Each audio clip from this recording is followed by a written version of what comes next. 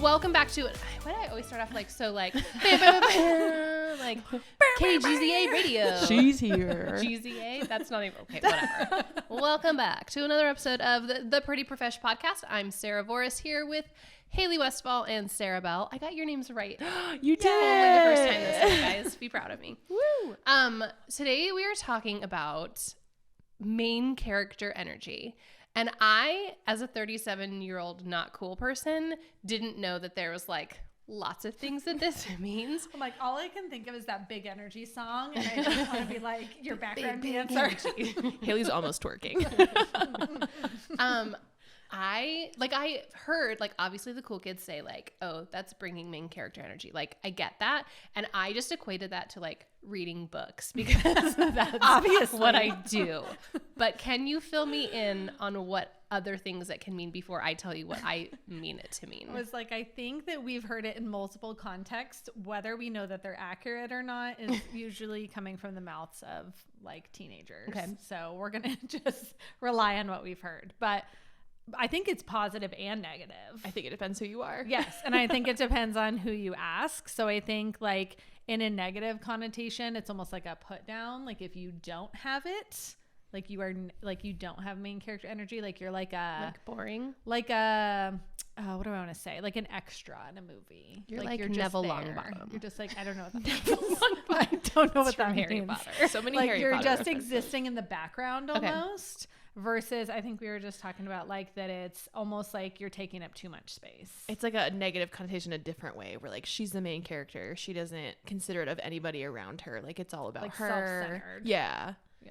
Well, That's not neither of those are the context. Erase all of that from your neither mind. of those were the things I was going to talk about today.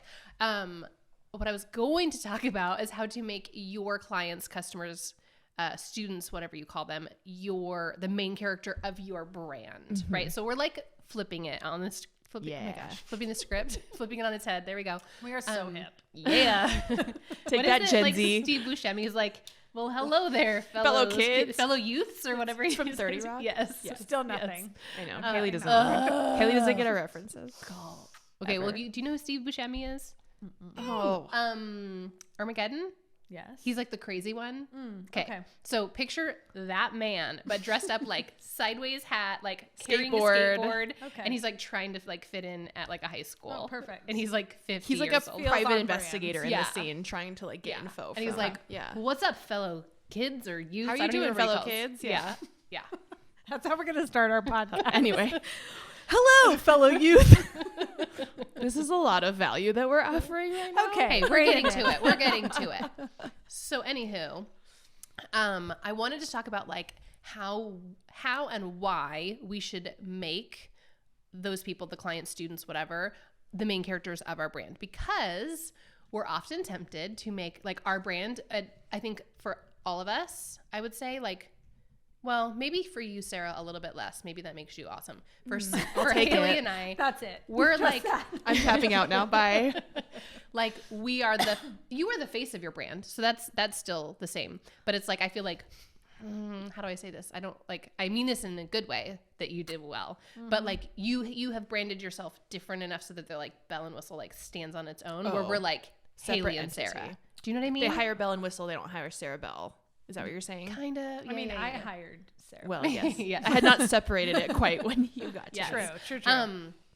But it's tempting as entrepreneurs, especially when we show up and we are the face of our business, to make us the thing. And like what attracts everybody to our business is us, right? So today I just wanted to talk really quickly about like, I said really quickly because my show notes were like the shortest. So I was prefacing that in case it's like a 3-minute episode. Like, why is it important to make your clients feel like they're the most important versus like you're the most important? Do you, number one, do you feel that temptation to like be the face, which we are, but like more so like focusing on me, what I'm bringing versus like how I'm going to transform you and your business is going to change? Yes.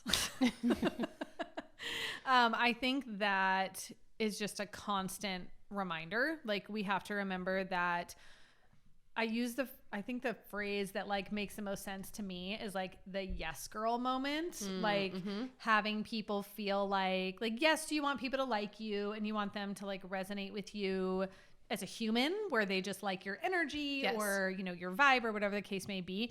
But I think the one thing, and I tell this to clients all the time, like you want to show up in a way that makes people feel connected to you and like they feel seen. Sorry. What? You have an eyelash chunk in your hair. Yeah. I just had a lash fill. We got a freshie on the fly. Haley has main character energy. Obviously, my lashes are the main character today. Sorry, that was a really good point, and then I got distracted. But I think we want them to feel seen, right? And want them to like have that moment where you're saying something and they're like, yes.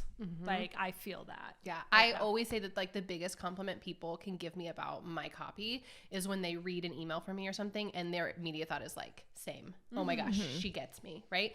And I think instead of like main character for us, I'm going to cross all my analogies. There's going to be so many mixed metaphors and like we're going to need references. Get out your notes. Just stay with it. And just remember that I'm 37. Like, let's be clear.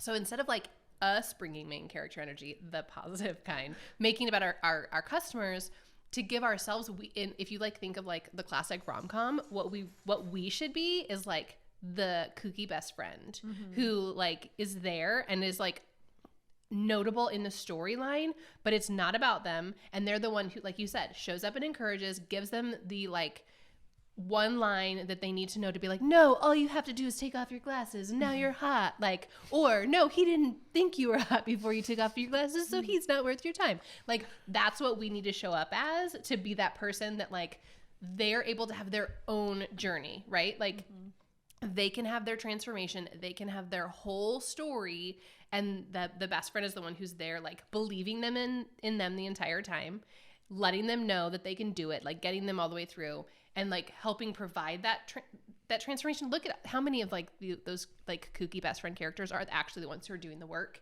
in the background, and you're like, you're actually nothing. Like, and not to say that our clients are nothing. I don't mean that, but like there's so much going on like underneath the surface that like that's what we need to be. And so, excuse me, I think if we can show up like that so that they can have their main character moment, that will allow people to feel that it's going to attract them to you even harder if they can see themselves and see the transformation that they're going to have.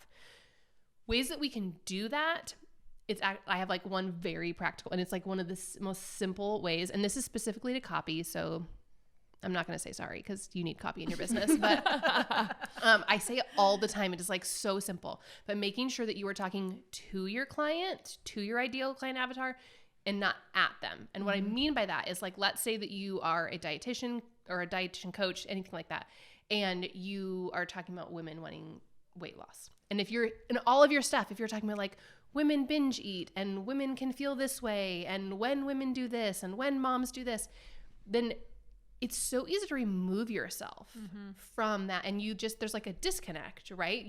Even though you are a woman, you are a mom, like whatever, you automatically remove yourself. There's this like wall our brain puts up because you assume like she's not talking to me. Even if you identify, if she's saying all of the things that you do, your brain has a harder time like making that leap. So if you can make that very simple switch to talk to your client, so you like literally just putting the word you, like instead of saying she or they or even saying like women or moms, you just say you, like you or we, including yourself in that group. But when in your copy, if you can changing your pronouns, which is, that's a whole other story, but using those words to identify who specifically you're talking to, because they already know. If you're saying like you get up in the middle of the night and eat food because you're embarrassed about other people seeing you.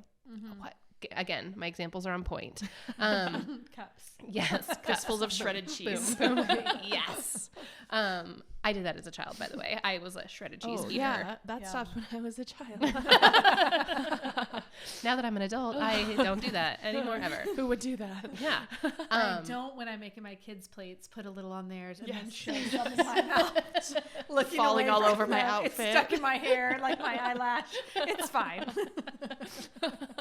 But see, if I said that, it like your brain hears it and you're like, yep, that's me. But instead if they're like, women sometimes make these decisions, and you're like, not me. Nope. I'm not a woman. Sometimes double fisting it. It's fine. So that is like a practical, really simple switch. But I think, Sarah, can you speak to like design elements? Is there a way to do that so that they can feel that like you are that person? So yes, depending on the type of design. I would say it's harder in like a logo. Sure. Right? Sure. But this is really, really relevant when it comes to website. And there's a book about this written by Donald Miller called Building a Story Brand. It's really good. And it talks about basically the hero's journey as found in literature, which is great because Sarah thought main character was related to novels. So this is very relevant. But it basically talks about, you know, the hero's journey and like the peak of the story is when they have their problem. Right. And so I have this content planner that goes out to all my website clients, and I'm like, think about these things when you're writing, because your services page or, you know, the page where you're really selling should really address this like peak of the novel problem that they're talking about, right? And you should be addressing that head on. And he talks about how the temptation is to talk about us and what we offer. And so a lot of times people, you know, if they have a commercial space, they'll be like a picture of their building, a picture of their team. And he's like, are you selling a building? Like people are going to get really confused. And so I always advise my clients, like address the parts of the journey, the hero's journey, and then also like put pictures of your ideal client or what your ideal client will want to be. So figure out what those pictures are, use pictures that add to your look and feel, and keep pictures of yourself or your team on like your about page where you're trying to build an emotional connection to you. So I have to coach, you know, clients through this all the time whenever we're building a website. I feel like when I went through this process for my West Collective brand with Sarah, it was very, very eye-opening. I think I shared about this on another episode, but focusing on not like necessarily the visual, but like how does it make people feel, and like how do you want them to feel about you. And there's so much psychology, which was very overwhelming to me at first when she's like, here's a resource, but just to warn you, it's a lot. But just like even color psychology and like everything that goes along with that. So I think everything you're saying is so spot on. And like the thing that I was going to add is focusing less on the message and not necessarily on the messaging, but like on the meat of it and more about like how it makes people feel. Like, yes. Are you selling something? Probably. Do you have an offer? Yes. Can you teach people stuff? Yes. But at the end of the day, how does it make people feel? Does it sit with them well? Does it make them feel like you're solving a problem for them? Does it make it feel connected? You know, all of those things. And I think primarily, especially for us, we mainly service female clients, not always, but mainly. And so I think that is even more crucial in that space, because if you can connect at that emotional level with people and make them feel seen and important and connected to you, I just think you're going to have way better success converting. Yeah. So that actually brings it into my second point, that anytime there are times and spaces when you have to talk about yourself, right? And you have to talk about, like, you want them to know things that you've done really well on, or accolades, or you can put awards or whatever. And there are times and places for that. However, you still should always frame it in a way that it's about them. Even your About Me page, which people always think like, oh, I'll just write my bio. Like, your About Me page is not a bio. Sorry, this is going to be copy heavy episode, but also not sorry. Your About Me page is not a Sarah has 3 kids and lives with her husband in Phoenix, Arizona, and loves to go outdoors and blah, blah. You can put some of those things on there for sure, because I'm all about adding your own personality, because that's how they're going to connect with you. But especially, like, they didn't come to your website because they are like, date you? Yes, exactly. Right? They don't care that your About page is not your Tinder profile. Quote of the episode. Swipe left or right. Yes. They came there because they have a problem. They might not not even know what it is, but they feel some sort of pain point and they want it solved. So they want to know, how can I solve that for them? So even on your about page, I never tell people to like start with how many times do we see it on a page that's like, hi, it's Sarah. Like that's fine later on, but that should not be the top. When you go to their everyone immediately runs to their website to review their about me's. Let me go look at mine. Link in bio. Yeah. Also, don't look at my website because it is. Do as I say, not as I do. It needs some updating. But the very like headline still needs to be about their problem. Like if you are a wedding photographer and someone goes to your About Me page, it should not say, hi, I'm Sarah, you're an Arizona wedding photographer. It should be like, your wedding can be the most beautiful day of your life. I don't know. That's terrible. But like it needs to still be about them. And then you talk about that transformation, or a photographer probably isn't going to have a transformation, but they're still solving a problem, right? So you can talk about like where the clients are at before they come to you, where they are now, what the transformation is going to look like at the end. And then I always do like that top part, like you're still telling that story and that leading through that transformation. And then you say, I'm going to be the person who's going to get you there. So like you're already painting it at the top that it's about them and their story, the problem that they're feeling. And then you remind them, hey, I'm here and I'm going to make all your dreams come true. And I'm going to solve that for you. And then you can talk about all of those things that are your awards, the things that you've done, how your business is formed, why you formed it, all of that stuff. That's fantastic. But it first needs to be framed about them. So even on your About Me page, it should, based on the title, it should be about you, right? That's what we think. And for a long time, there was like, in the copy world, there was like this pendulum shift. Yep, I said that right. Originally, About Me pages were all about you. Like back in the day, it was just your bio. And then it shifted and they're like, your About Me page shouldn't be about you at all. And it was just about the transformation. But you have to have like that marriage of both things, right? So that to bring it back to the main character energy, in the obviously correct definition that I'm giving you, should be that they are never at a page when they don't see themselves in the story. Yeah. Well, I was thinking, even when you were giving the photography example and you're like, maybe there isn't a transformation.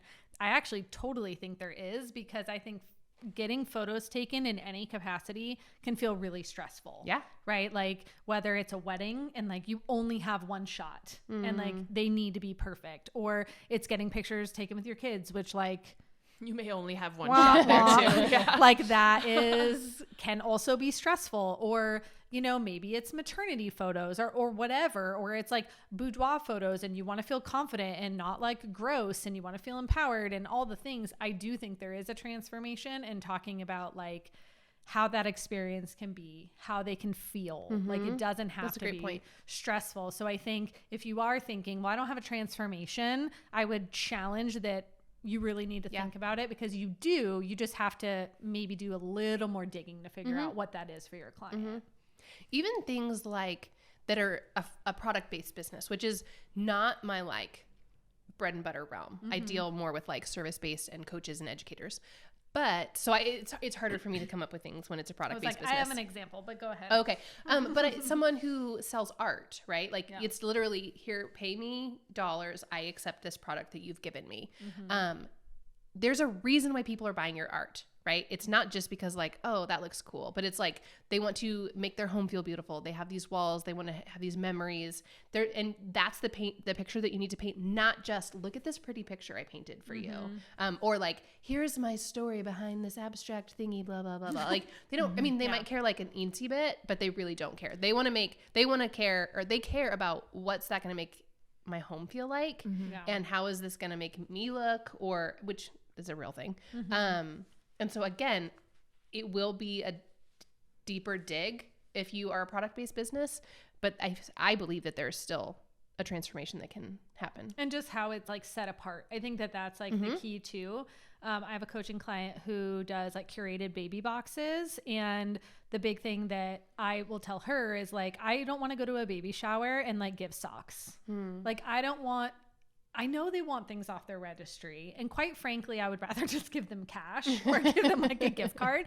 But if I'm going to buy a gift, I feel like there's like, you know, with all the same stuff, they're always giving the same stuff, which is great. But like, I want to give something that feels intentional and special. And that's what I love about hers, because she makes these beautiful curated baby boxes. They're super easy, ready to go. You can ship them. Shout out Hello Duchess. Oh, shout out Hello Duchess. But also I just think that is like, it is like an experience, and it's speaking to like, here's a way to give something unique, to give something that feels intentional and special, and, you know, set apart something that they're going to remember rather than socks. Socks are great, but like, that is a product-based business, but can still make someone feel a certain type of way by giving or receiving it. The number one inspiration that people give for their brand is Anthropology. And so I would say that as the second is probably Free People, and the number 3 is probably Target. So I would say that it is very possible to create a product-based business that invites people in. Yeah. And if you look at, I mean, if you've ever encountered anything Anthropology ever, like they create a narrative and people can see themselves in it, like from their stores, from their displays, their windows. I mean, they have a whole team just dedicated to their front windows. Yeah. Their catalogs, their website, like all of it is perfectly curated so that their ideal customer can see themselves. And I get the pants I'm wearing right now are from Anthropology. Like I get suckered. She's like, I got hooked, right? Like it works. Yeah. It does. Yeah. And so you can be just as successful in creating that narrative of how their life will change if they buy your product. Well, look at like, there's this wave now, I feel like, of like men's grooming products and all of, it's like bro marketing, but like ironic bro marketing, you know? So they're like, if you don't use a blade on your face and like all You're not a real man. Yeah. If you're still using shaving cream, you know? But they're like, obvious, like they're speaking to their market, because the men, even though it's a joke and they're not like, I'm going to go bite a head off a fish now because I shaved with their stuff. It's still like invoking the sense of manliness, right? Like the Old Spice commercials where it's like the dude doing ridiculous things. Yeah. And some of the best copy I've ever seen is literally on men's grooming products. They are hilarious, and they paint this picture and they paint the story that is about that person. Even, I forget, oh my gosh. There was something, it was like you did that series of found copy on which social. I need to do again. I have it like I have so many in my phone that I've just, you know, social, I'm really good. I'm really good at social media. I think it was like a pomade or something, but it like talked about how like, you don't want, I think it was like newscaster hair. It was like, funny. That's what it was called. Like, get that newscaster hair shine or something. And then it like made fun of bald people. Like, don't pick up our product or something like that. I can't remember. But you're totally right, Sarah, that brands can just, people buy that. My mom is the queen of buying stuff just because the package is cute. Yes. Like, she's like, this is probably going to be really terrible, but look at this box. It's so cute, it's right? a real thing. Yeah. Or Apple, like, yes, they don't need to spend the money on the fancy boxes, but like, how many of us have piles of Apple boxes in our house because Haley and I just bought new computers and I will have that box for the next 5 years. I have a cabinet in my bedroom. I'm not kidding. That has all empty boxes. Yes. And I'm like, why? But it's so sturdy and thick. And the way that it slides. Yeah. I'm like, what the hell? Why do I have this still? The matte finish. I saw a meme that was like, I'm now at a point in my life where I have favorite boxes. Like when you like talk about like, this is a really good box. I'm gonna save this one. But like that's even part of their branding, right? That doesn't so much like speak into their main character of their story, but they've made it an experience because they know they could just put it in like a cellophane wrapper or like in a bubble wrap or whatever. But instead they're making that experience so that like the person opening the box, we all get that feeling like, I'm so excited I get to open this beautiful box or this product or whatever it is. And so they're still thinking about their person even in their packaging. So it like there's so many details where you can just remember, no, there's actually like a person who's going to experience this. Yeah. Okay, last one. Kind of, we've hit on it several times, but just the power of story, which I know is in Donald Miller, right? That's the name of it. Yeah.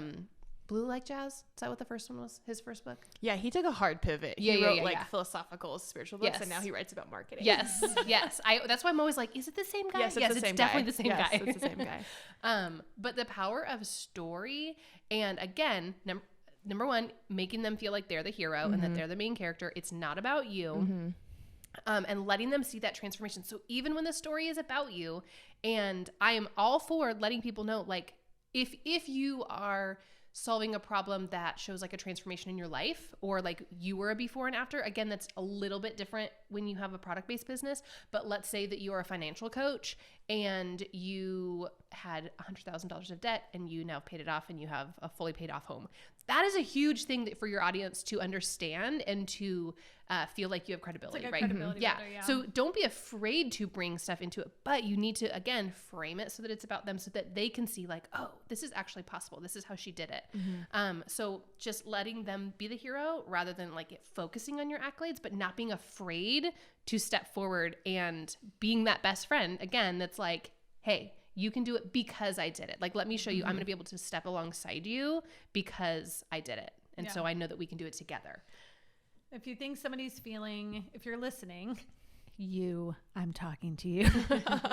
If someone's listening and they're feeling just like very overwhelmed, like maybe they're looking at their email copy or their website or their social media or whatever the case may be, and they're like, man, I'm really missing the mark. What are maybe like 2 starting points that we could give someone? Like if you're going to go back and you're going to kind of like reframe your messaging, what would be like 2 super easy things? Like I think one of the things you mentioned is just simply using the word you instead of like they or people or women or whatever. Is there something else that you would recommend? Like just start with these simple steps and implement them first so that people feel like they can be making traction without it feeling super overwhelming. I think we all need an elevator pitch, right?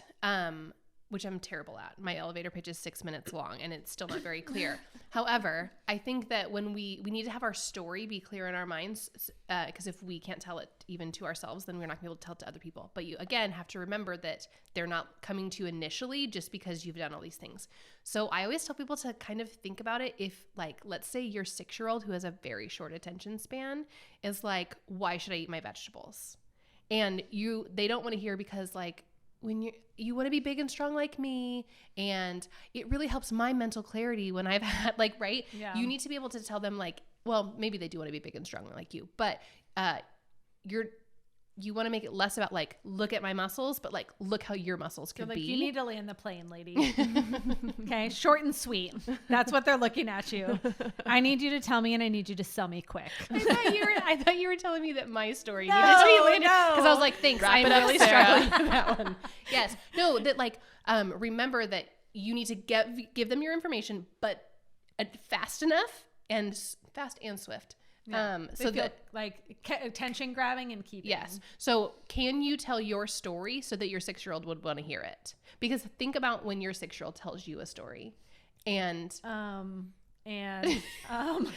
all the extraneous details that I'm like, I don't care what color your underwear are 4 weeks ago and that like it matched your shirt. Like that doesn't tell me why you aren't eating your pizza for dinner. Like let's wrap it up.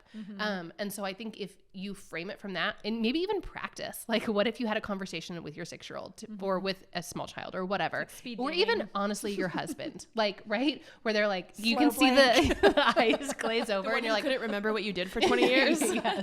Yes. Where if you're like, okay, I'm going to tell you this story and I want you to tell me if it's boring. Like, do you feel like you could see yourself being able to want to work with me or to know that change is possible? But again, it's just like constantly going back to the reality of it, making it about them. So starting off with like, yeah, I've really struggled with that too. Here's what happened to me. This is how it can be different for you. So I think it's like condensing your story, because your story should be all over your copy and all over your website and all it interfused. Is that a word? Interfused. I feel like you're just really reaching for the stars with this. We're obviously at the tail end of this episode. Yikes. Sarah, what about on your questionnaire that you were talking about? Maybe like 1 or 2 things that you kind of have people recognize and write down in order to have that like connection piece with their audience. I think it's really important to get really clear on the parts of the story and like sit down and write down like what is their problem and put it into words, and then how will you present that you solve this problem. And so when I have questionnaires for clients, I'm kind of like an interesting situation because I help clients who are also trying to do this to their clients, right? But I have to do it for my clients too. Yeah. So I'm like, get clear on your strengths, your weaknesses, your opportunities, and your threats. So the first 2 are internal, the second 2 are external. like what are like it's really deep dives. So Wait, say those things again. Say those 4 things. It's called a SWOT analysis. Oh. Yes. Strengths, weaknesses, opportunities, threats. Okay. So strengths is like internal. Wait, that's OT. OT. I was like, that's not how you spell SWOT. Yeah. Opportunities. Opportunities. So strengths is internal. Like what are the internal strengths of your organization, your business, or yourself? Weaknesses is the next one. I'm like, how do you spell SWOT? Weaknesses, so also internal within your organization, whether that's like staffing gaps or whether Capacity. that's like, I have a hard time focusing. Like that's, weaknesses. And then opportunities and threats are external. So a lot of people who had online businesses had opportunities during COVID, right? Versus threats. If you had a brick and mortar, COVID was a threat to you. And so getting really clear on those can help present like what the problems are and where the peak of the story is, and then also like how you can help solve those things. So that's a really great place to start. And the aforementioned Donald Miller actually has a free resource on his website that walks you through questions where you just have to answer them, and then that like helps you get clear on the hero's journey. I'm gonna put that in the show notes. Great. Free resource. One like quick and easy thing with your social that can be really fascinating. We did this at a mastermind retreat last year, is having people write down 3 things that you want people to take away from your social media. So when they find you on social, what are 3 things that are like the first 3 things that stand out, whether that's something about you as a person, an offer you have, a problem you solve for them, whatever the case may be. So you write the 3 things down, and then you survey a group of people. Maybe you go to lunch with people. It could be people that would be your ideal client or maybe wouldn't. And you ask them to look at your social and ask them to write 3 things down. And then you just compare. And it's really interesting to see some of the things that people picked up on that as the business owner, you were like, missing the mark a little bit on that one. In most cases, at least one of the things overlapped, but there were a lot of times that they were not in alignment. Yeah. Well, and I would add, just as we were finishing up, that like of those 3 things, Sarah's got to go pick up her kids. Alarm just went off. It's pickup time. Of those 3 things, it should be less about what you want them to know about you as a human and more about how you want you to make them feel, right? So instead of it's like, oh, I want them to know I'm fun, I want them to have a fun experience on my page, and that they're going to experience fun while they're in my content, if that helps. So totally. Main character energy, I obviously have it nailed down. A really good snapper too. That's a whole other episode that I don't know how to snap. And thanks so much. See you next time. Bye. Adios.